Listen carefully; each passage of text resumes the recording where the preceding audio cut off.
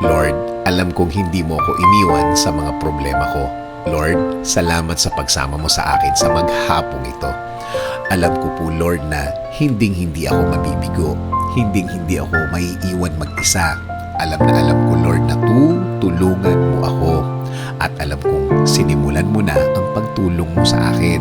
Patawad, Lord, dahil nagiging emotional na naman ako, nagiging maramdamin. Simula sa gabing ito, ikaw at ikaw na ang aking iisipin. Ikaw at ikaw ang iisipin kong magiging kakampi ko para malampasan ko ang sitwasyong ito.